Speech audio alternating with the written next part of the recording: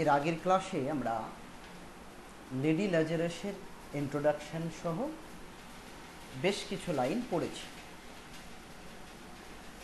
সেখানে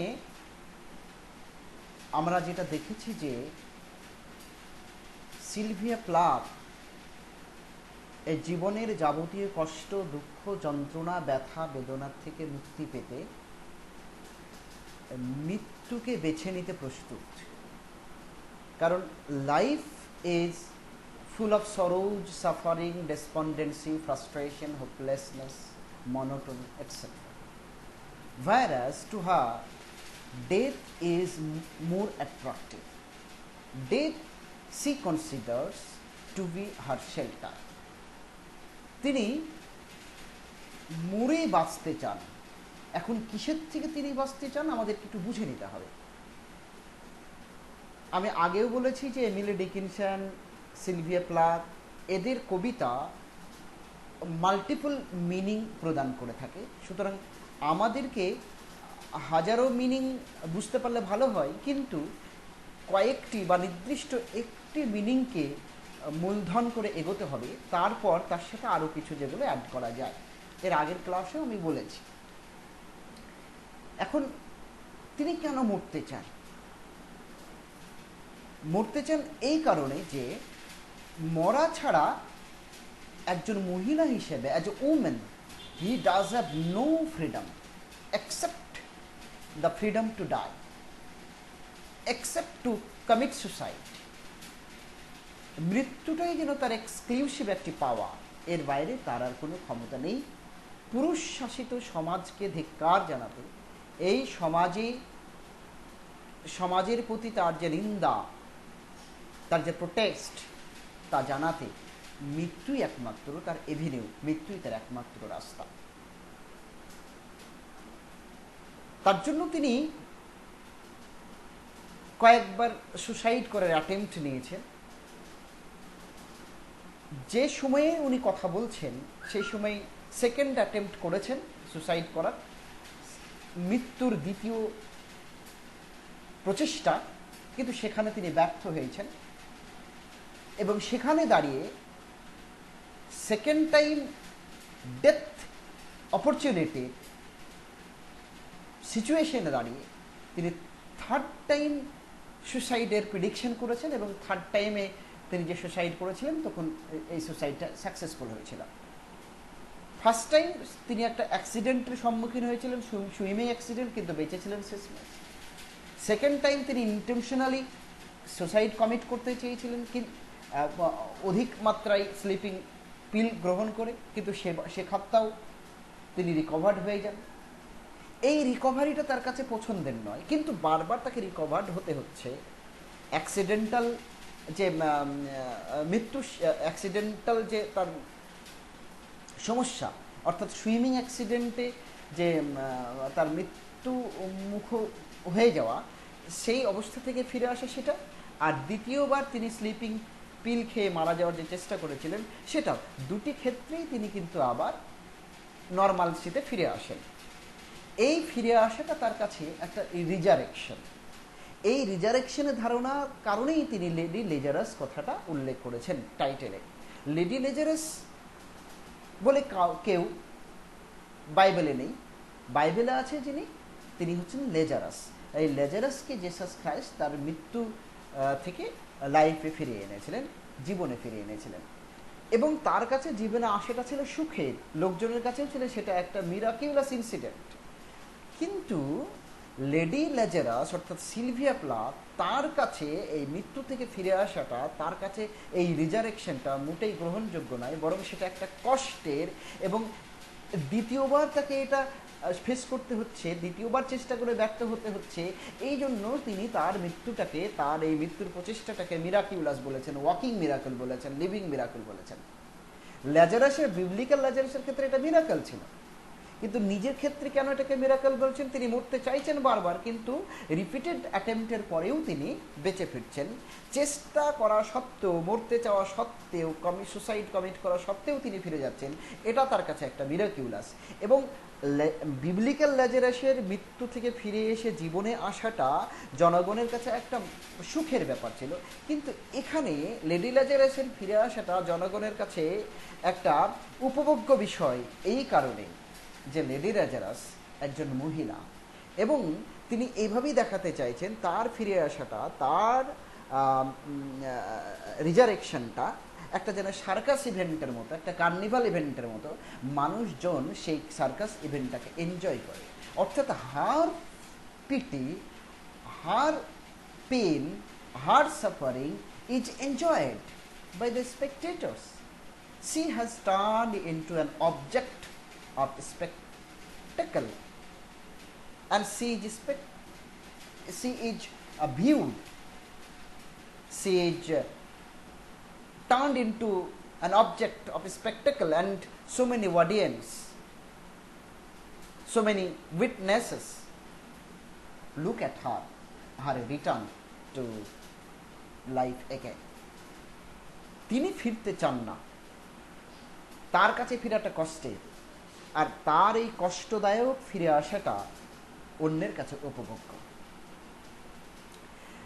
এবং তা করতে গিয়ে নিজেকে সার্কাস ইভেন্টের একজন, তার মৃত্যু থেকে জীবনে ফিরে আসাটা সার্কাস ইভেন্ট হিসেবে তুলে ধরার পাশাপাশি তিনি কিন্তু তার নিজের এই অবস্থানটাকে হলোকাস্ট ভিকটিমের সাথেও তুলনা করেছেন।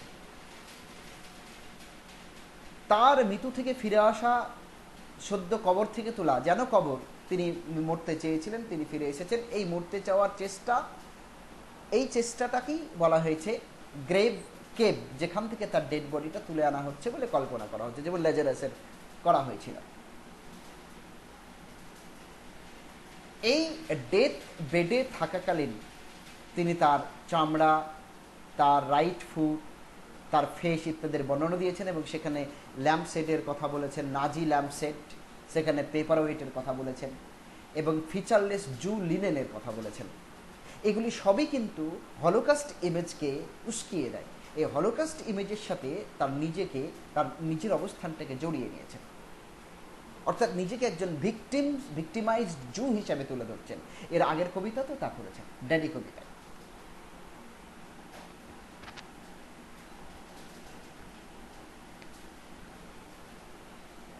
এখন আমাদেরকে কল্পনা করতে হবে যে সেকেন্ড অ্যাটেম্পটের পর তিনি ডেথ বেডে রয়েছেন, তিনি ফিরে আসছেন এবং তার ফিরে আসার সময় এর অবস্থাটা উনি বর্ণনা করছেন। লোকজনকে বলছেন পিল অফ দ্য ন্যাপকিন, চাদরটা তুলুন, কভারটা তুলুন, তাহলে দেখতে পাবেন মৃত্যু একটা বডি, ডেড বডি, তার চোখে গর্ত হয়ে গেছে, নাকটা নিচে নেমে গেছে এবং তার চামড়াগুলো কুঞ্চিত হয়ে গেছে। উনি বললেন ভয় পাচ্ছেন? হ্যাঁ, আমি সেই ব্যক্তি। এই সুসাইড কমিট করার আগে আমি যেমন ছিলাম, এই রিজারেকশনের পরে আমি আবার সেই ফর্মে ফিরে আসব। হাজারো দুঃখ নিয়ে আমি সেই স্মাইলিং ওম্যান হিসেবেই আবার নর্মাল লাইফ লিড করতে বাধ্য হব। অর্থাৎ জেসাস খ্রাইস্ট একটা সিম্প্যাথেটিক পাওয়ার, একটা পিটিফুল পাওয়ার, মার্সিফুল পাওয়ার, যে ল্যাজারাসকে ব্রিং ব্যাক করেছিল মৃত্যু থেকে। কিন্তু যে এক্সটার্নাল ফোর্স লেডি ল্যাজারাসকে তার মৃত্যু থেকে ফিরে আসছেন, এই ফোর্স কিন্তু মার্সিলেস, এই ফোর্স কিন্তু ক্রুয়েল এবং অ্যাট্রোসাস। লেডি ল্যাজারাসের ফেরা এবং তার কষ্টটাকে তারা এনজয় করে, যেমন করে দর্শকেরা সার্কাস দেখতে গিয়ে বিভিন্ন ইভেন্টগুলোকে এনজয় করে। এবারে আমাদের আরেকটা জিনিস মনে রাখতে হবে যে উনি বলেছেন and like the cat I have 9 time to die, অর্থাৎ তার জীবনটা এমন যে তাকে বারবার মরার চেষ্টা করতে হয়। মানুষ কখন মরার চেষ্টা করে? যখন সে মারাত্মক ডিপ ডিপ্রেশনের শিকার হয়, যখন সে মারাত্মকভাবে অ্যাকিউট ডিপ্রেশনের শিকার হয় এবং সুসাইডাল মাইন্ড ডেভেলপ করে। তার জীবনটা যখন মনোটোনাস ফিল করে সে, তখন সেই জীবনটাকে আর রাখতে চায় না। যখন সে নিজের কোনো অধিকার পায় না, তার যখন ফ্রিডম সে পাচ্ছে না, চারিদিকেই যখন তাকে কনফাইন্ড ন্যারোড লাইফ লিড করতে বাধ্য করা হচ্ছে চারিদিক থেকে, তখন সেই জীবনটা তার কাছে আনন্দের নয় বরং কষ্টের। সেই পরিস্থিতিতে মৃত্যুটাই তার কাছে বাঁচার একমাত্র উপায়। তাই বাঁচার পথ হচ্ছে দ্য ইভিনিং অফ ডেথ। কিন্তু সেখানে যেতে গিয়েও এই এক্সটার্নাল ফোর্স, যারা ম্যান ডোমিনেশন অর্থাৎ মেল ফোর্স, তারা কিন্তু আবার তাকে ফিরে আনছে তাদের সার্কাস লাইক প্রেজেন্টেশন পাওয়ার জন্য এবং তা এনজয় করার জন্য। তাকে বারবার মরতে হয় এবং তিনি তৃতীয় অ্যাটেম্পটে মারা গেছেন।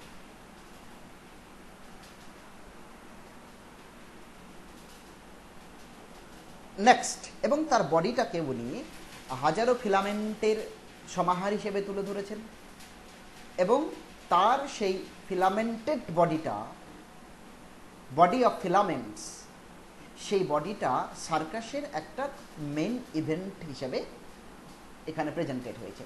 এবং পিনাট ক্রাঞ্চিং ক্রাউড, একদম মার্সিলেস, বেপরোয়া, ডেসপারেট স্পেকটেটরস, ডেসপারেট উইটনেসেস, ডেসপারেট দর্শক, তার সেই কষ্টকর প্রত্যাবর্তনটাকে এনজয় করছে। তাহলে যারা দেখছে তাদের মধ্যে একটা ক্রুয়েলটির টাচ রয়েছে, অ্যাট্রোসিটির টাচ রয়েছে, এবং যাকে দেখছে তার মধ্যে রয়েছে চরম যন্ত্রণা, কষ্ট, আনন্দ। অর্থাৎ একদিকে বিপর্যয় আর একদিকে উৎসব। একজনের বিপর্যয় আর একজনের উৎসবের কারণ, আর একজনের উৎসবের কারণ হয়ে দাঁড়িয়েছে।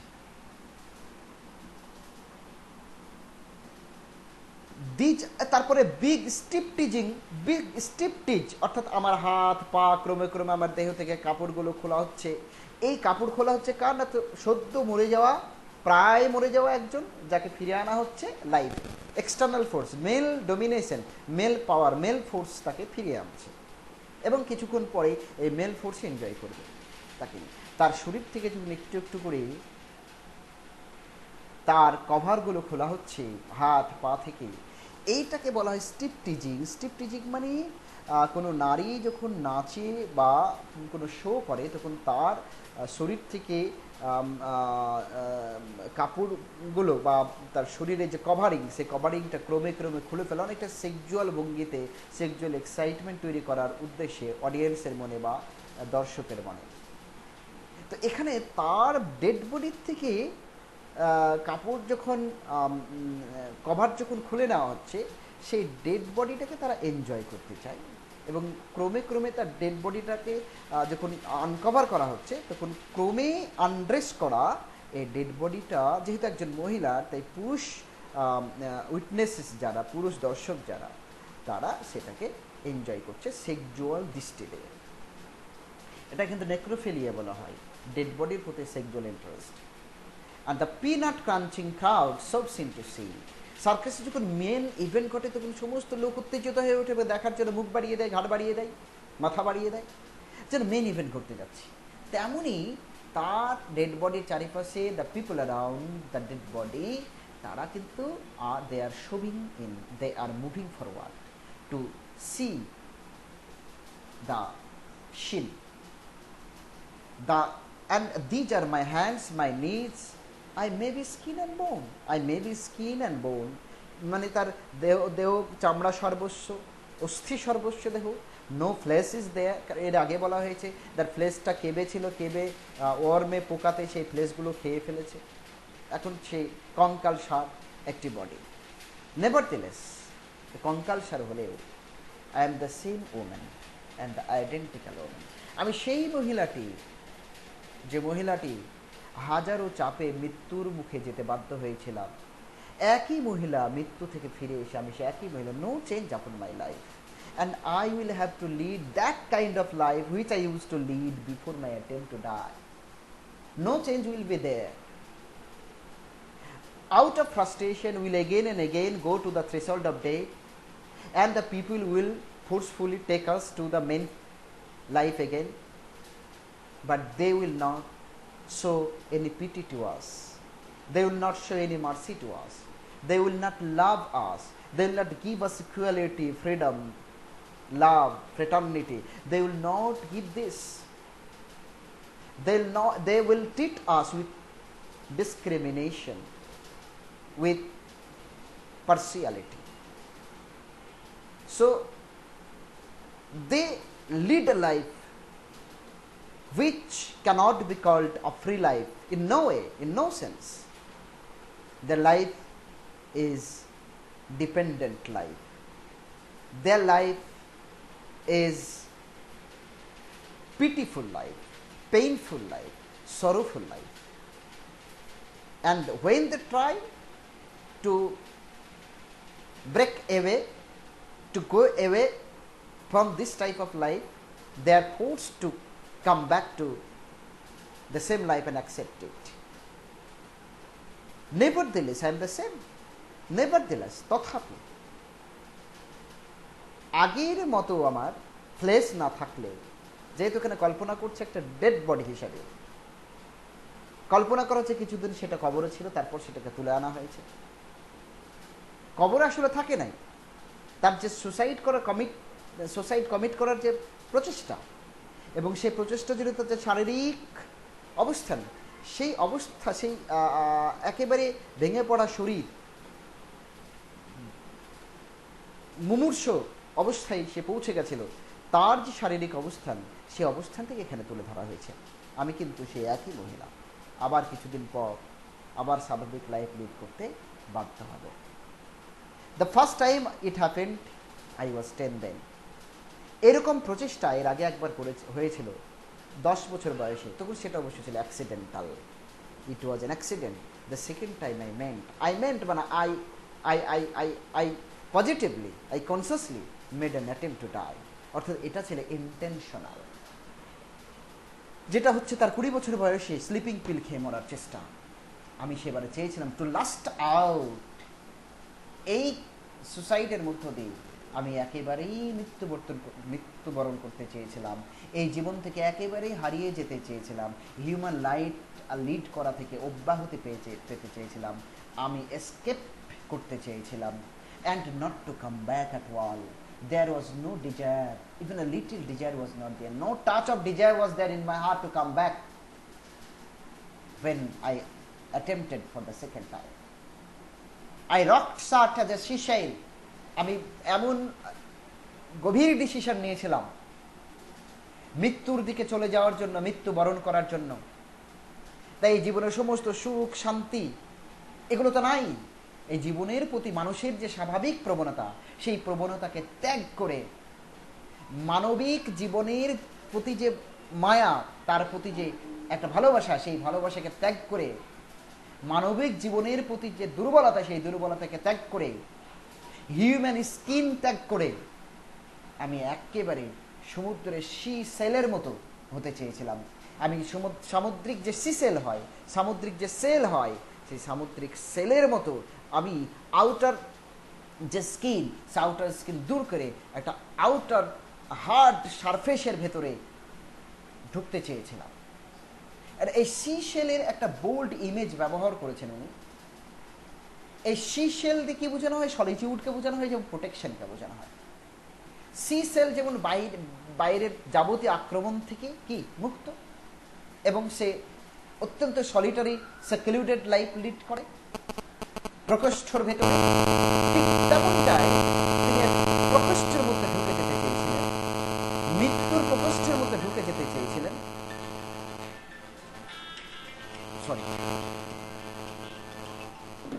মৃত্যুর প্রকোষ্ঠের মধ্যে ঢুকে যেতে চেয়েছিলেন,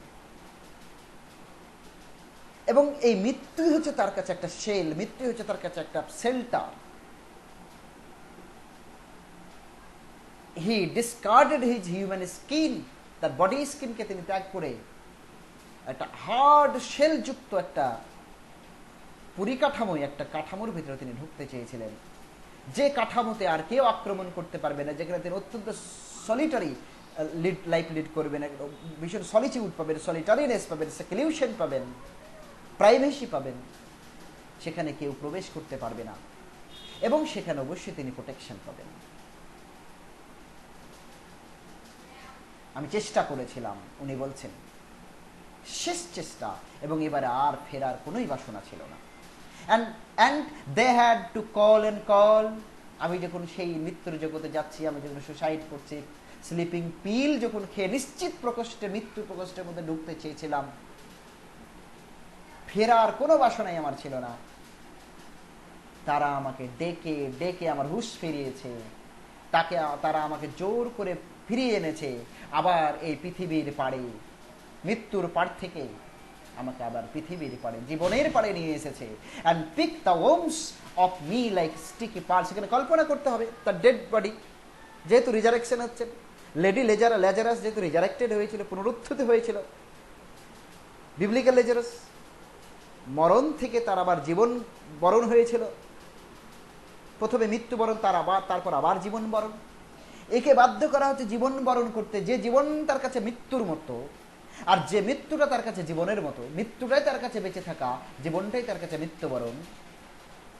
কিন্তু সেই আনওয়ান্টেড লাইফে তাকে আবার ফিরিয়ে আনা হয়েছিল এবং তার দেহ থেকে পোকাগুলোকে ছাড়ানো হয়েছিল। পোকা মানে যে পোকাগুলি ডেড বডিকে কুড়ে কুড়ে খেয়ে নেয়, ডেড বডিগুলোকে নষ্ট করে, ধ্বংস করে। এখানে কল্পনা করছেন উনি যে আমি মরে গেছিলাম, আমাকে কবরে রাখা হয়েছিল, ওই যে কেভ, তার থেকে তাকে তুলে আনা হয়েছে, ফ্লেশটা নষ্ট হয়ে গেছিল, এবং যে ওয়ার্মগুলো তার ডেড বডিতে ছিল, সেই ডেড বডির থেকে তাকে বাঁচানোর জন্য, তাকে ফিরে আনার জন্য, রিজারেক্ট করার জন্য এক্সটার্নাল ফোর্স, অর্থাৎ মেল ফোর্স একটা একটা করে সেই পোকাগুলোকে তুলছে। এবং এই পোকাগুলো তার কাছে অত্যন্ত প্রিয়, অত্যন্ত ফেভারিট, অত্যন্ত ডার্লিং ওর্মস। কার কাছে? লেডি লেজারাসের কাছে, সিলভিয়া প্লাথের কাছে। কারণ এই ওর্মসগুলো তার দেহ ধ্বংস করবে এবং তা নিশ্চিত করবে যে সে আর জীবনে ফিরবে না। তার মৃত্যু নিশ্চিত করা, তার দেহ ক্ষয় করে দেওয়া যে নিশ্চিত করে যে পোকাগুলি, অর্থাৎ এই পোকাগুলি তার জীবনে ফিরে আসার সম্ভাবনাকে নষ্ট করে নিশ্চিতভাবে। সেই পোকাগুলি অত্যন্ত ডার্লিং, কারণ they are very helpful to lady Sylvia Plath. এই পোকাগুলি তার কাছে পার্লের মতো, এই পোকাগুলি তার কাছে মণিমুক্তর মতো অত্যন্ত দামি। কিন্তু এই পোকাগুলোকে সরিয়ে দিচ্ছে যা লেডি লেজারাসের কাছে পার্লের মতো, সেগুলোকে একটি একটি করে লেগেছিল, স্টিকিলি লেগেছিল, সেইগুলোকে তার একটি একটি করে দূর করে তাকে আবার লাইফের জগতে, জীবনের জগতে তাকে নিয়ে এসেছে। সেই এক্সটার্নাল ফোর্স, তার এনিমি ইজ দ্য ডক্টর। পরে বলা হয়েছে dyeing is an art. So dying is an art. Dying is not art to all. It is art to someone, especially to the deeply depressed mind, like Sylvia Plath. And dying is an art in the sense that it is Sylvia Plath who turned death into poetry, who turned the suicide into poetry. So she is a great genius in turning death into poetry. And like everything else, dying is an art. If life is an art, if living is an art, so dying is also to be considered as an art. And everything else, and in modern life, everything is presented as an art. Eating, brushing teeth, driving to school or to the work or place of art, or even going to bathroom is presented as an art. And think of the TV serial where a person very artistically, or a TV advertisement, and a person advertising a products of a company, suppose a brush he is advertising. What does he do? He very artistically brushes his tooth with the help of, with the use of the brush which he wants to advertise to the people. So everything is an art in modern life. And Sylvia Plath tries again and again to die, and in her third attempt, she reached the culmination of her genius. And I do it exceptionally well.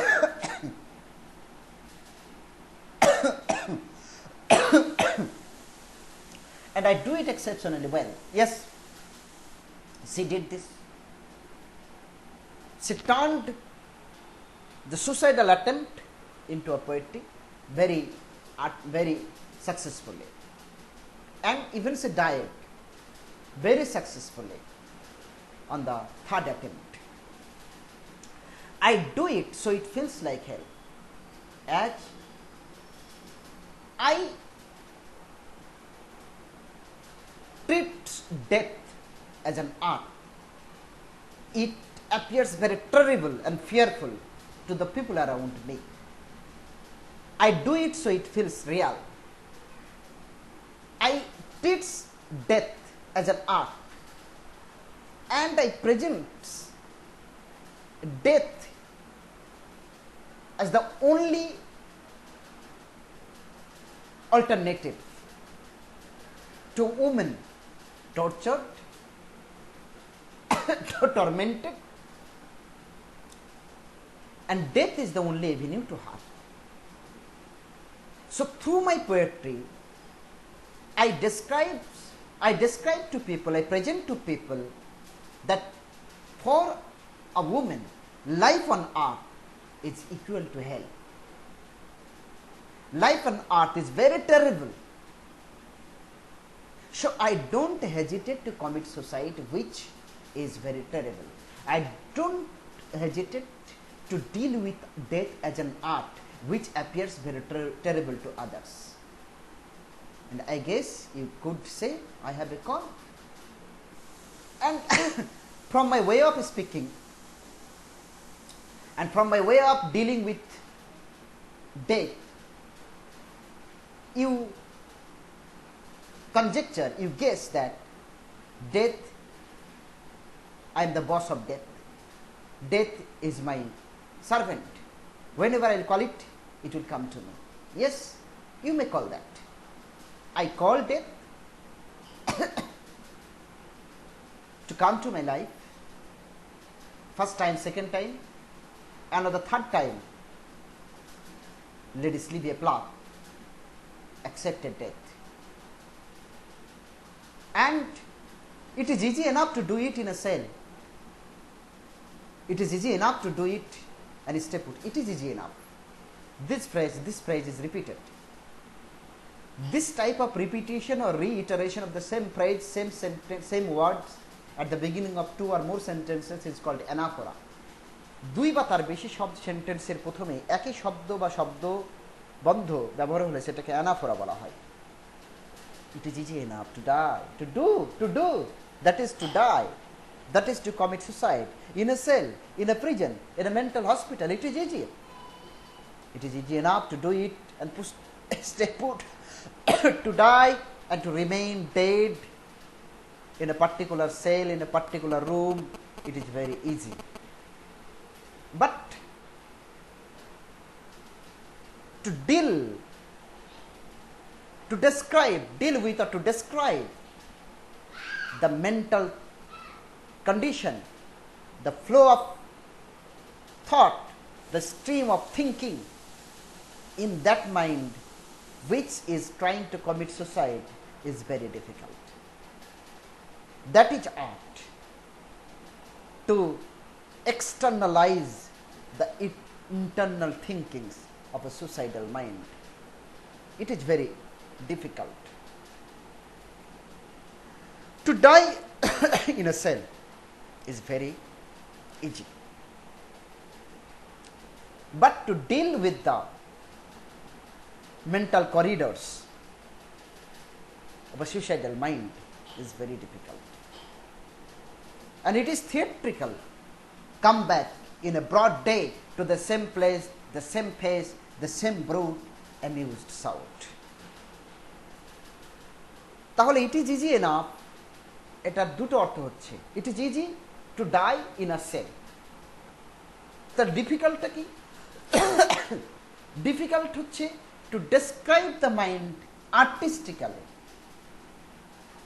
The mind of a suicidal person is very difficult. আর একটা অর্থ কি? It is easy to die, but it is very difficult to come back as a theatrical comeback. But Sylvia Plath is forced to come back to life. It is very difficult to accept. It is very easy to die. It is very easy to accept death. Undisturbed, uncared, unloved, unnoticed, unobserved মরে যাওয়াটা অত্যন্ত সহজ।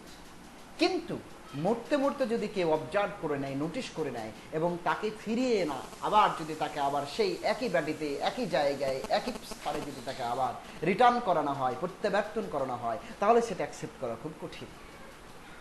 মরে যাওয়াটা সহজ, কিন্তু মৃত্যু থেকে ফিরে এসে আবার জীবনকে গ্রহণ করাটা কঠিন। ইট ইজ ইজি বাট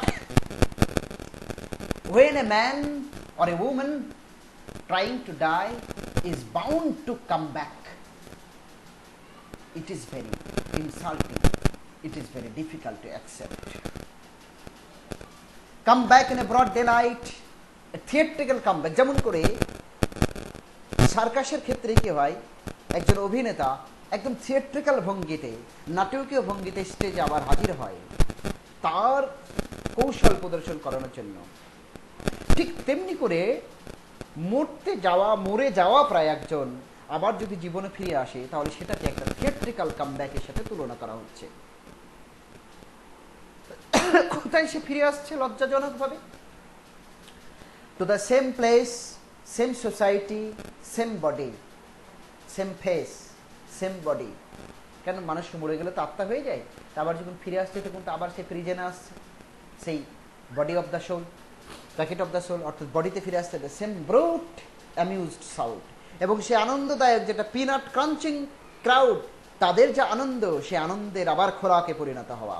সেই পুরুষগুলি আবার তাকে দেখবে, তার স্ট্রিপ টিজিংকে এনজয় করবে এবং তার রিটার্ন টু লাইফটাকে এনজয় করবে।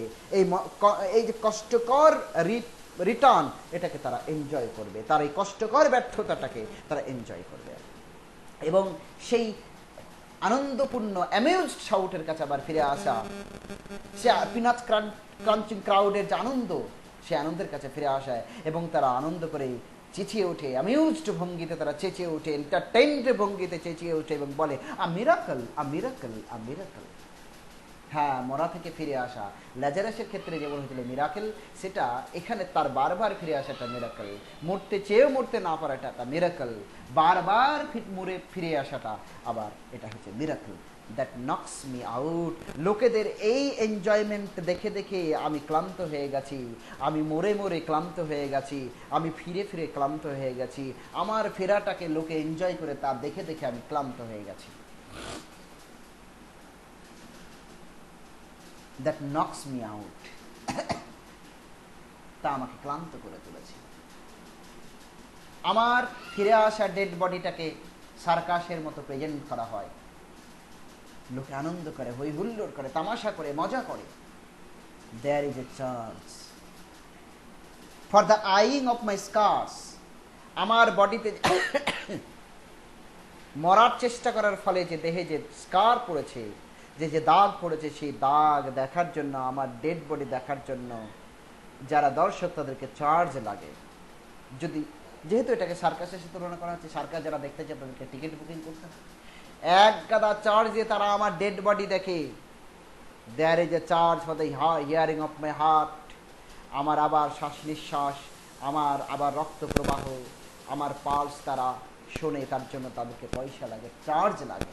যেহেতু এটা theatrical circus, theatrical comeback on the circus stage, এটা ধরা হচ্ছে ফর দ্য আইং অফ মাই স্কার্স। এবং বিভিন্নভাবে দেখার জন্য বিভিন্ন চার্জ লাগে, first class, second class, third class. একদম লোয়েস্ট চার্জ লাগে কখন? জাস্ট তাকে দেখা, ডেড বডিটা দেখা। হাইয়েস্ট চার্জ কখন? তাকে ছোঁয়া, তার চুল নেওয়া, তার ব্লাড নেওয়া একটু একটু করে, ইত্যাদি। এটা হচ্ছে হাইয়েস্ট চার্জ লাগবে। For the eyeing of my scars there is a charge, for the hearing of my heart it really goes. হ্যাঁ, এটা যেমন করে সার্কাসে ঘটে, আমার মৃতদেহটিকে যা ক্রমে জীবনের দিকে ফিরছে, মৃত্যু থেকে জীবনমুখী এই বডিটাকে তারা এনজয় করে। And there is a charge, a very large charge for a word or a touch. আমার সাথে কথা বলা, আমাকে স্পর্শ করার জন্য আরো এক্সপেন্সিভ চার্জ লাগে, or a bit of blood, or a piece of my hair, or my clothes, আমার পোশাক, আমার গার্মেন্ট, আমার আমার আমার আমার ব্লাড অথবা আমার হেয়ারের একটু টুকরো তারা যারা গ্রহণ করতে চায় তাদেরকে আরো এক্সপেন্সিভ চার্জ লাগে, আরো বেশি চার্জ লাগে, হাই চার্জ লাগে। সো সো হার ডক্টর, সো হার এনিমি। তাই সো হার ডক্টর, হার মানে এখানে স্যার বা মিস্টার, মিস্টার ডক্টর। মনে রাখবে যে এখানে ডক্টর বলতে নাজি কনসেন্ট্রেশন ক্যাম্পে যে ডাক্তাররা থাকতো তাদেরকে বোঝানো, তিনি নিজে এখানে হলোকস্ট ভিক্টিম হিসেবে নিজেকে তুলে ধরছেন। নাজি ক্যাম্পে যে ডাক্তাররা থাকছেন তারা জু ভিকটিমসদেরকে বিভিন্ন রকম এক্সপেরিমেন্ট চালিয়েছে এবং তাদেরকে গ্যাস চেম্বারে ঢুকিয়ে দিয়ে মৃত্যুবরণ ঘটিয়েছে, তাদের মৃত্যু ঘটিয়েছে। এবং তাদের যে ডেড বডিতে যে পজিশনগুলো থাকতো, আংটি হোক বা এই জাতীয় অন্য কিছু হোক, ঘড়ি হোক, পয়সা হোক, সেগুলোকে তারা সেই ছাই থেকে বেছে নিত, বের করে নিত। অর্থাৎ ডেড বডি থেকে তারা প্রফিট মেকিং মানসিকতা তাদের প্রকাশ পেত, ডেড বডি থেকে তারা প্রফিট করত। শোনো, ও সো হার ডক্টর, সো হার এনিমি। এনিমি কার? ডক্টরই এনিমি। কারণ জুয়ের ক্ষেত্রে ডক্টর তাদের এনিমি, তাদেরকে নিয়ে এক্সপেরিমেন্ট করেছে ইহুদিদেরকে নিয়ে, সুতরাং ডক্টর এনিমি, ডক্টর হচ্ছে তার এনিমি। এবং যেহেতু সিলভিয়া প্লাথ নিজেকে একজন ইহুদির সাথে তুলনা করছেন, তাই এই ডাক্তার এবং ডাক্তার মানে সমস্ত পুরুষ যারা তাকে ফিরিয়ে আনছে তাদেরকে তিনি এখানে ডক্টর বলছেন। আবার এনিমি বলতে ডাক্তারকে বোঝানো, কারণ এই এই সিলভিয়া প্লাথকে মেন্টাল হসপিটালের ডাক্তার তাকে এই মৃত্যু থেকে তাকে ফিরিয়ে আসতে যে সাইকোলজিক্যাল থেরাপি অ্যাপ্লাই করে তাকে ফিরিয়ে এনেছে। ফলে ডাক্তার তার কাছে শত্রু, হারেনি। ডাক্তার তাকে আবার বাধ্য করেছে নর্মাল লাইফে ফিরে আসতে।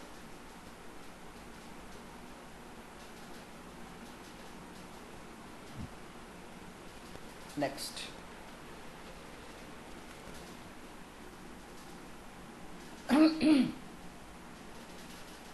I am your upas. উপাস মানে আর্টিস্টিক ওয়ার্ক। সুতরাং হে ডাক্তার, হে এনিমি, এই দুটো দিয়ে আসলে এই দুটোই হচ্ছে রিপ্রেজেন্টেটিভ অফ মেনফোক, ক্রুয়েল মেনফোক। কারণ পুরুষদেরকে তিনি এনিমি মনে করেন, ডাক্তার স্পেশালি, কারণ এই ডাক্তারই তাকে সুসাইডাল কন্ডিশন থেকে তাকে সাইকোলজিক্যাল ট্রিটমেন্টে তাকে ফিরিয়ে আন। I am your upas. I am your great artistic work. You make profit out of me by showing me to others, by presenting me to others. I am your valuable, I am your commodity. I am to be used, I am to be shown, I am to be demonstrated, I am to be presented.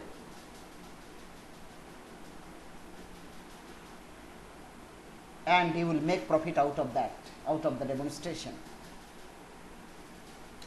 I am your pure gold baby.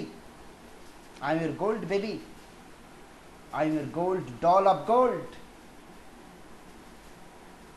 that melts to a shriek.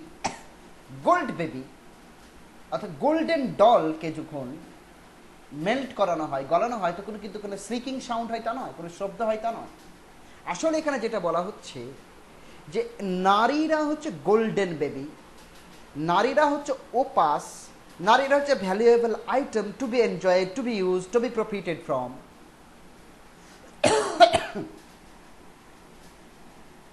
পুরুষের কাছে Sylvia Plath নিজেকে golden baby বলছেন, নিজেকে baby doll baby বলছেন। এবং এই বেবিকে, এই গোল্ড বেবিকে গলিয়ে গলিয়ে তার কাছ থেকে যা কিছু নেওয়া, নিংড়িয়ে নিয়ে নেওয়া, এবং এই নিংড়িয়ে নিতে গিয়ে নারীর যে জীবনের কষ্ট, সেই কষ্ট জনিত যে প্রকাশ, সেটাকে শ্রিক বলা হয়েছে। শ্রিকিং, স্ক্রিমিং, কষ্টের প্রকাশ, গ্রোনিং, এক্সপ্রেশন অফ পেইন।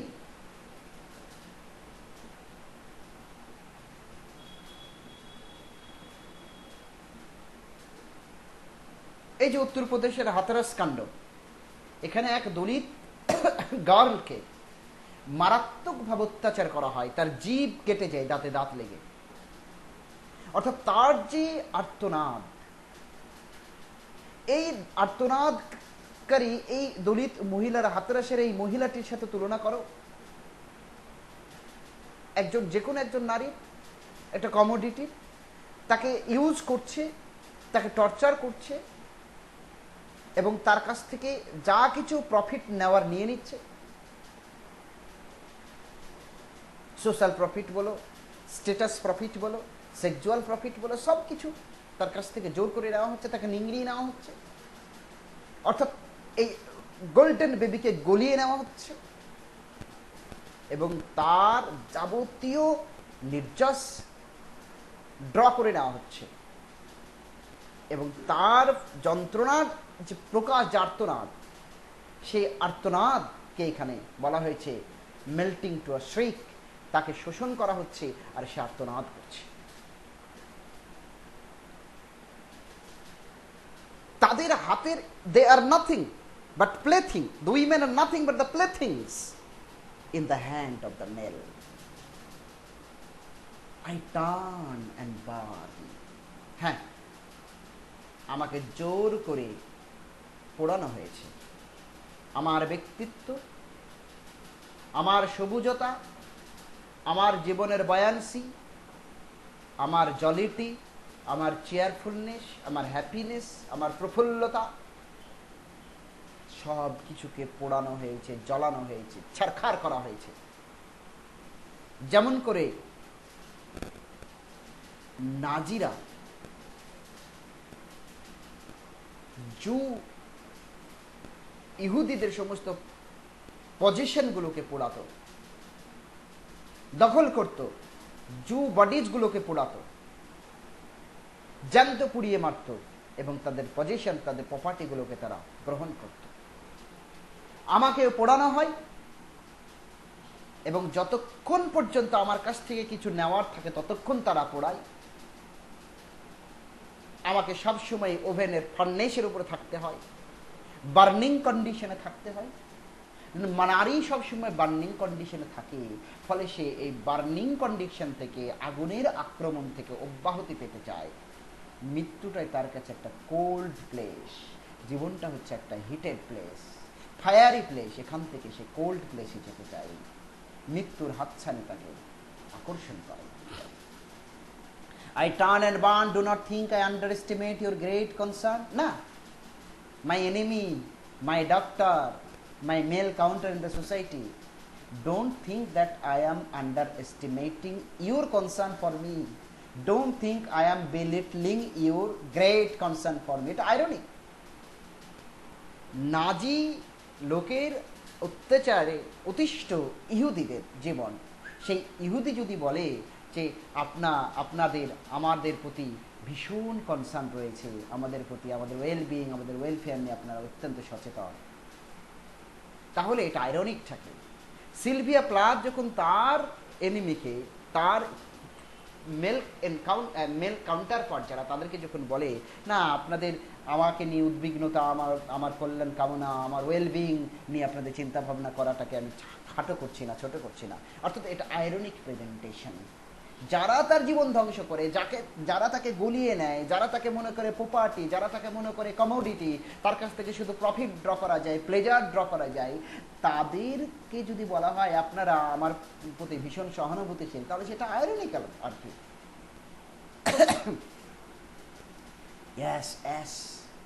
আমি যখন বার্ন হয়ে যাই, আমার সমস্ত শরীর যখন পুড়ে ছাই হয়ে যায়, আমার জীবনের সমস্ত কিছু যখন নিঃশেষ হয়ে যায়, আমার জীবনের সব কিছু যখন ফিকে হয়ে যায়, আমার জীবনের সমস্ত সবুজতা যখন ফেড করে যায়, অর্থাৎ নারীর জীবন যখন ফেড হয়ে যায় পুরুষের হাতের অত্যাচারে, যখন তার জীবন পুড়ে ছাই হয়ে যায়, তখন এই পুরুষেরা সেই ছাই ঘাটে, ছাই থেকেও কিছু নেওয়া যায় কিনা।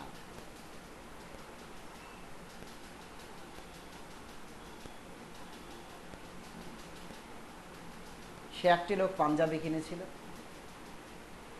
পাঞ্জাবি কেনার পর ছোট হয়ে যায়, পাঞ্জাবিটা কেটে কোনো রকম একটা শার্ট বানায়, শার্ট যখন আরও ছোট হলো তখন শার্টটা কোনো রকমে একটা গায়ের গেঞ্জির মতো করে, সেটাও যখন ছোট হয়ে যায় তখন সেটা থেকে সে একটা শর্টস বানিয়ে নেয়, সেটাও যখন আর হয় না তখন সেটা সে পুড়িয়ে নেয়, পুড়িয়ে নেওয়ার পর যে ছাই হয়, ছাইটা দিয়ে সে দাঁতটা মাজে, দাঁত মাজতে মাজতে কুলি ফেলতে ফেলতে সে আবার বলছে আমি যে টাকাটা দিয়ে জামাটা কিনেছিলাম সে টাকাটা আমার ছাই হয়ে গেল।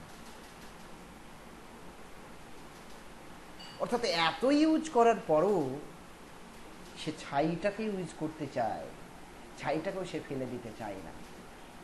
আমি মরে গেছি, আমার ডেড বডি পুড়ে গেছে, এবং বার্ন ডেড বডির যে অ্যাশ, সেই অ্যাশগুলোকে সে কুকিং করে, তারা স্টার করে, নাড়া দেয়, flesh bone, and there is nothing left.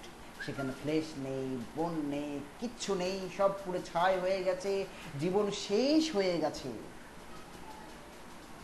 আছে শুধু কেক অফ শো, আছে শুধু ওয়েডিং রিং, আছে শুধু গোল্ড ফিলিং। বিয়ের সময় যে আংটি বদল করেছিলাম, সে আংটিটা পুড়ে নাই, আংটিটা রয়েছে। আর কেক অফ শোপ, এটা বেডিংয়ে ইউজ করা হয় এমন কিছু, বাথরুমে ইউজ করা হয়, বডি ওয়াশিং কাজে লাগে এমন কিছু, সেটা রয়েছে। আর গোল্ড ফিলিং, গোল্ড ফিলিং বলতে গোল্ড দিয়ে তৈরি করা পড়ে যাওয়া দাঁতের বা ক্ষয়ে যাওয়া দাঁতের পরিবর্তে গোল্ডেন টুথ তৈরি করে সেটা লাগানো, গোল্ড ফিলিং অর্থাৎ গোল্ডেন টুথ, সেটা রয়ে গেছে। অর্থাৎ ডেড বডি থেকে যে পজিশন আছে, সেই পজিশনটা ছাই নেড়ে নেড়ে সে পজিশনটা ডেড বডিকেও তারা প্রফিট মেন্টালিটির থেকে ব্যবহার করে, প্রফিট মেকিং মেন্টালিটি। রেমিটা আইডিয়া পড়বে, হক রুস্টিং রাইট করবে, তোমাদের সিলেবাসে আছে। হার god, her Lucifer, beware, beware. Mr. God, Mr. Lucifer, presented side by side. This is juxtaposition. God and Lucifer, God and Satan, placed side by side. Beware, beware. আমি ছাই ঘেটো না, সাবধান হয়ে যাও। এখানে গড, সেটান ইত্যাদি দিয়ে আসলে হিউম্যান মেল ফিগারকে বোঝানো হয়েছে। Out of the ash I rise with my red hair. আমার থার্ড টাইম অ্যাটেম্পটে আমি মৃত্যুবরণ করব, এবং তখন আমার ডেড বডি থেকে, আমার অ্যাশ থেকে, আমার ডেড অ্যাশ থেকে আমি আবার আবির্ভূত হব। আমার সেই যে রিজাকশন হবে, রিজারেকশন হবে, এই ফোর্সড রিজারেকশন নয়, ফোর্সড কামিং ব্যাক নয়, বরং spontaneous coming back, not in the form of human being, but in the form of a phoenix, but in the form of a revengeful spirit, but in the form of an avenger, but in the form of a vampire, avenging vampire, revenging vampire হিসেবে আমি আবির্ভূত হব। আমার ছাই থেকে মরিয়াও মরিব না আমি, প্রতিশোধ লইতে হবে আমায়।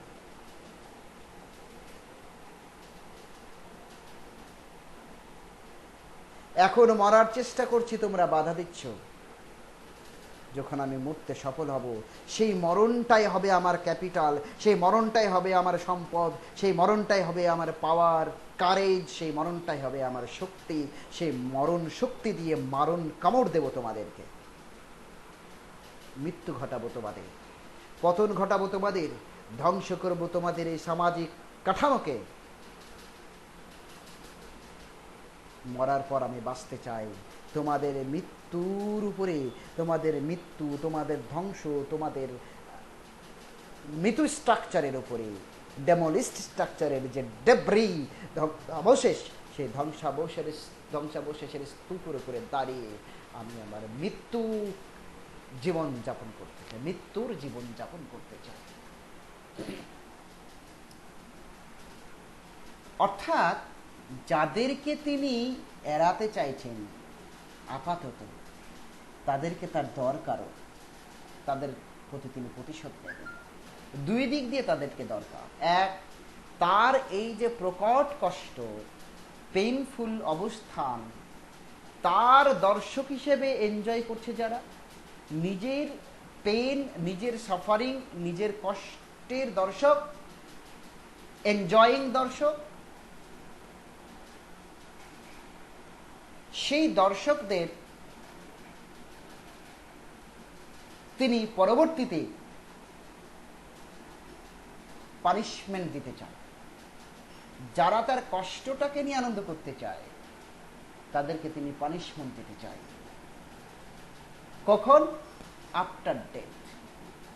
ফিনিক্স, মিথোলজিক্যাল ফিনিক্স বার্ড যেমন করে তার ডেড অ্যাশ থেকে, তার মৃতদেহের ছাই থেকে পুনরায় আবির্ভূত হয়, সে তার মতো করে ডেড, এই ফিনিক্স আসলে লিবারেশন স্পিরিটের সিম্বল, ফ্রিডমের সিম্বল। এই ফিনিক্স বার্ডের মতো তিনি আবির্ভূত হতে চান সমাজে, হিউম্যান লাইফে,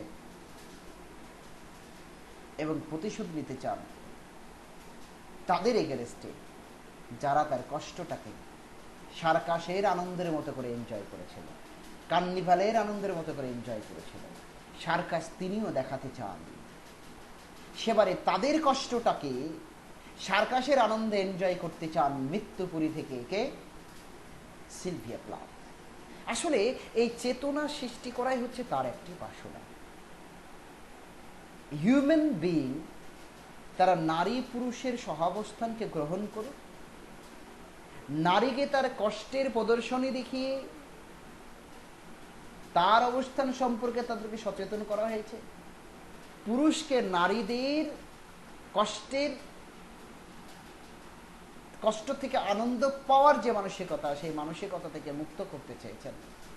এবং নারী পুরুষের পারস্পরিক সহযোগিতা, আদান প্রদান, মিউচুয়ালিটি, কোলাবোরেশন, কোএক্সিস্টেন্স, কোঅপারেশন ইত্যাদির মধ্য দিয়ে একটা সুন্দর সুস্থ সামাজিক দেহ গঠন করা যায়, যেখানে কোনো রকমের ডিসক্রিমিনেশন থাকবে না, জেন্ডার ডিসক্রিমিনেশন থাকবে না, ফিনান্সিয়াল ডিসক্রিমিনেশন থাকবে না, ওয়ার্ক প্লেসে কোনো ডিসক্রিমিনেশন থাকবে না, একেবারে ডিসক্রিমিনেশন মুক্ত,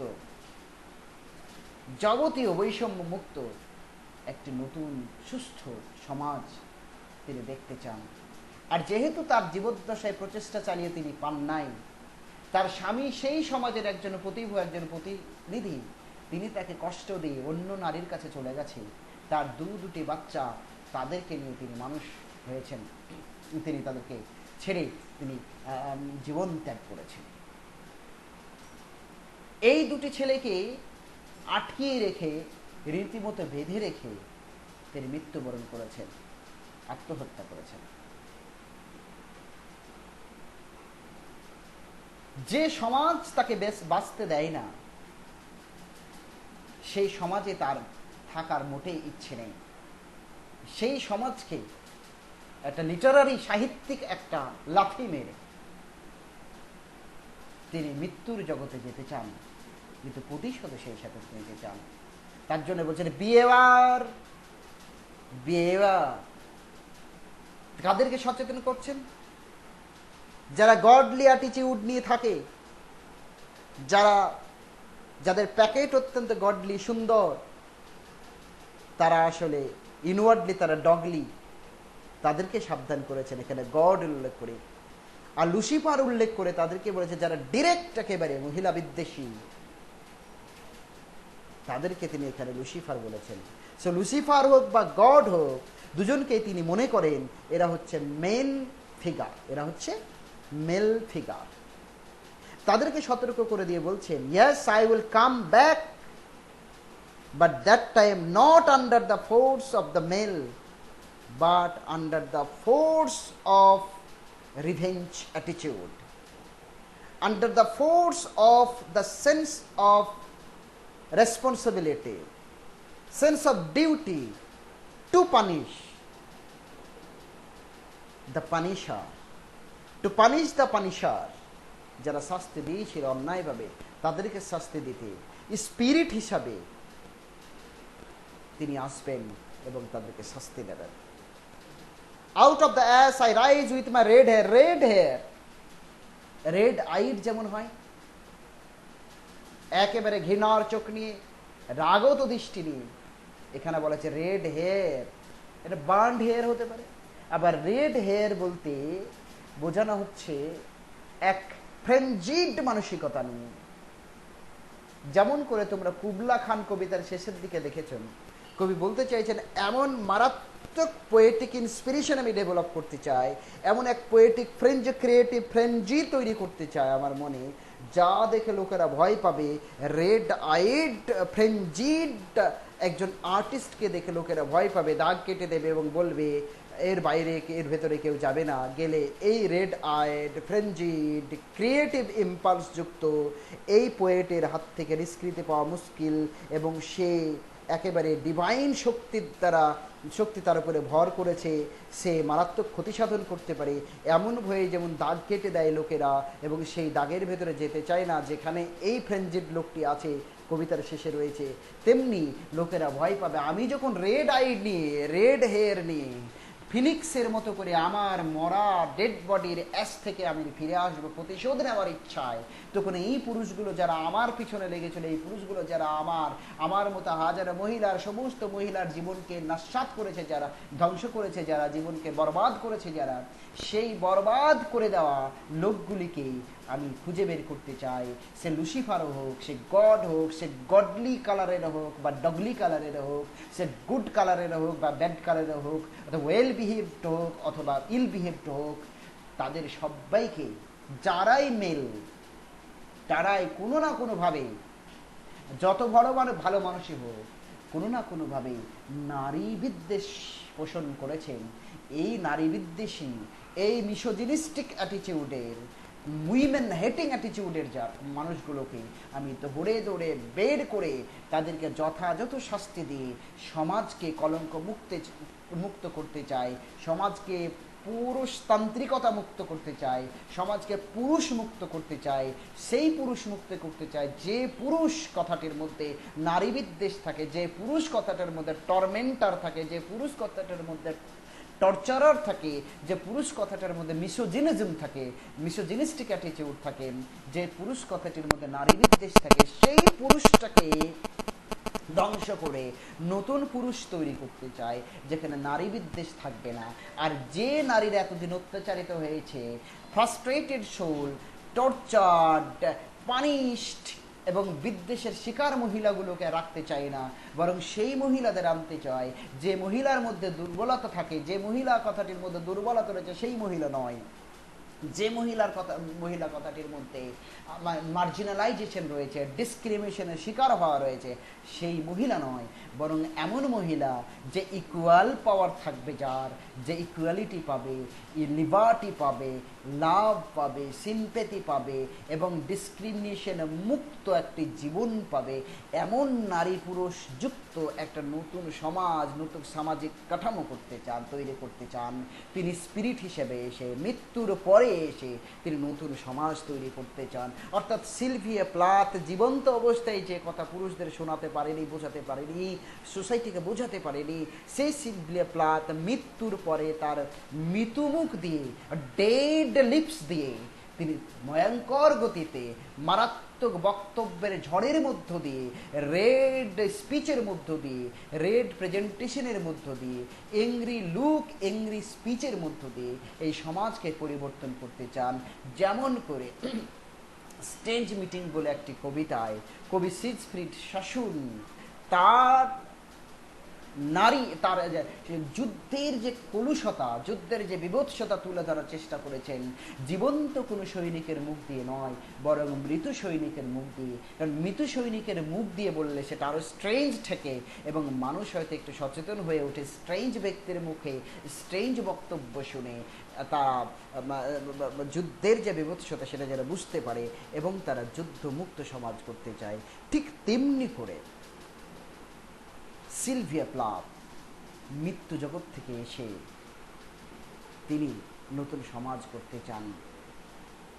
অ্যান্ড লাস্ট লাইন দেখে, and I eat men like air. আর সেই দিন এসে ব্রিদিং প্রসেসে যেমন কোনো কষ্ট হয় না, নিঃশ্বাস নেওয়া এবং ছাড়াটা যেমন অত্যন্ত নর্মাল, অত্যন্ত স্বাভাবিক একটি প্রক্রিয়া হয়ে ওঠে, মৃত্যুর পর আমি এমন গতিতে আসবো যে দুরন্ত গতিতে এসে পুরুষগুলিকে মারব এবং সেই লোকগুলোকে আমি আক্রমণ করব, তাদেরকে কিলিং করব, তাদেরকে ইটিং করব as easily as breathing, as I breathe. যেমন সহজভাবে, অত্যন্ত সুচারুভাবে, কোনো কষ্ট ছাড়াই, কোনো রকমের প্রস্তুতি ছাড়াই, কোনো রকমের আর্ট ছাড়াই, কোনো রকমের ডিস্টারবেন্স ছাড়াই যেমন নিঃশ্বাস নেওয়া যায়, নিঃশ্বাস ছাড়া যায়, তেমনি করে এমন শক্তিতে বলিয়ান হব আমি যে সেই দিন মৃত্যুর পরে আমার ডেড অ্যাস থেকে ফিনিক্স পাখির মতো লিবারেটেড হয়ে আমি সমাজে ফিরে এসে সেই পুরুষগুলোকে বাতাস গ্রহণ করার মতো ইজিলি পদ্ধতিতে আমি লোকগুলিকে গ্রহণ করব এবং অত্যাচার করব, কিলিং করব, এবং I will bring them to senses. So thank you. That's all for today.